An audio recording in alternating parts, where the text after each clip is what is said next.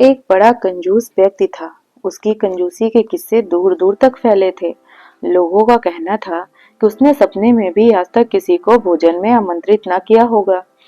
कंजूस को अपनी इस प्रकार की बदनामी अच्छी नहीं लगती थी, मगर करता भी क्या। किंतु एक दिन उसे एक युक्ति सूझी। उसने एक दिन बड़े ही सज्जन और सीधे साधे व्यक्ति को अपने घर भोजन में आमंत्रित किया। सज्जन उसका निमंत्रण स्वीकार करने में आनाकानी करने लगा। तभी कंजूस बोला, देखो भाई, तुम किसी प्रकार की चिंता ना करो।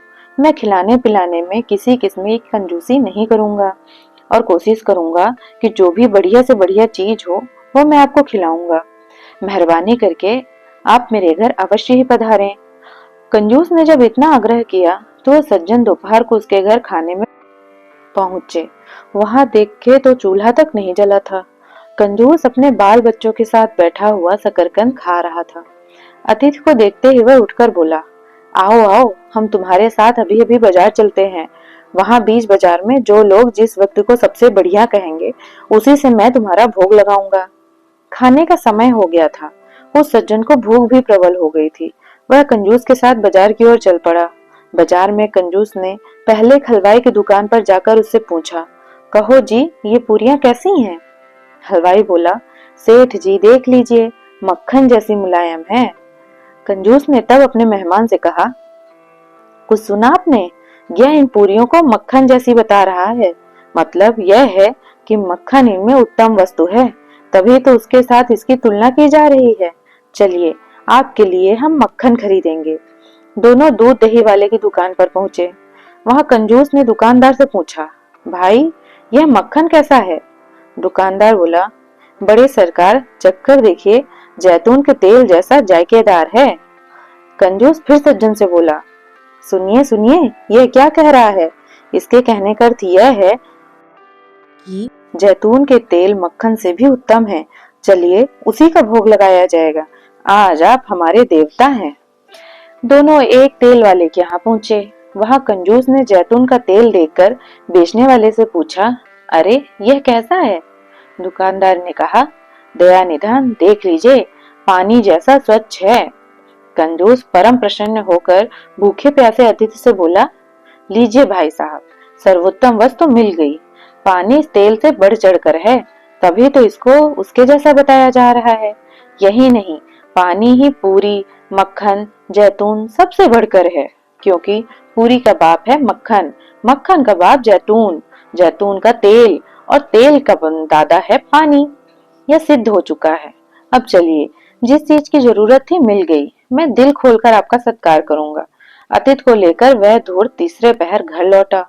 वहां तुरंत कई घड़े पानी सामने रखकर वह उससे हाथ जोड़कर बोला, दीन दयालु, अब संकोच न कीजिए, इस अमूल्य वस्तु को ग्रहण कीजिए। आपकी तृप्ति से हमारी 7 पीढ़ियां तर जाएंगी।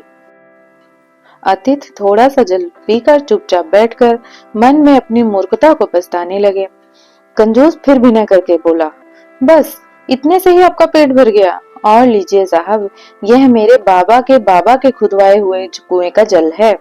यहाँ यह पहले पाताल से भी गहरा था, लेकिन अब किनारे की मिट्टी और पेड़ की पत्तियों के गिरते रहने से यह पटता जा रहा है। इसका पानी पहले शरबत जैसे मीठा होता था, लेकिन न जाने क्यों इधर कुछ खारा हो गया है। इसका गंदलापन देखकर शंका न कीजिए। बात यह है कि पैसे की कमी के कारण पुरखे इसकी सफाई नहीं करा सके। पानी में मछली नहीं है, अब जी भर कर पीछे। इससे भूख की ज्वाला की कौन कहे, घर की ज्वाला भी बुझ जाती। इस घड़ों को खाली कर दीजिए, मैं अभी 2-4 घड़े और ला दूंगा। सब आपका ही तो है। आप मेरे लिए अगस्त ऋषि के भांति पूज्य हैं। मेरे समुद्र को सोखिए नाथ। सज्जन ने नाक बंद करके थोड़ा सा पानी और पी लिया। इसके बाद वह विदा मांगकर चलने लगे। कंजूस बड़े भक्ति भाव से विदा करते हुए कहा, भाई साहब, आप मान गए होंगे कि मैंने अपने वचन को पूरा पालन किया है। जिस जल से मैंने आज आपको तृप्त किया है, उसे मैं किसी दूसरे को छूने भी नहीं दूंगा। दूसरों के लिए वह दुर्लभ है। अब आप प्रसन्न होकर यह आशीर्वाद दें कि मेरे पित्तर तर जाएं। इसी जल से मैं अपने पित्तरों को तर्पण करूंगा। सज्जन के पेट उसकी चिकनी चुपड़ी बातों से कैसे भरता। वह उस धूर्त को धन्यवाद देकर खाली पेट अपने घर लौट आए। तो दोस्तों, देखे कंजूसी की चरम सीमा को। कैसे लगी आपको ये कहानी? कमेंट करके जरूर बताइएगा। और ऐसी ही वीडियोस के लिए सब्सक्राइब करें मेरे यूट्यूब चैनल को और फॉलो करें फेसबुक पेज को। धन्यवाद।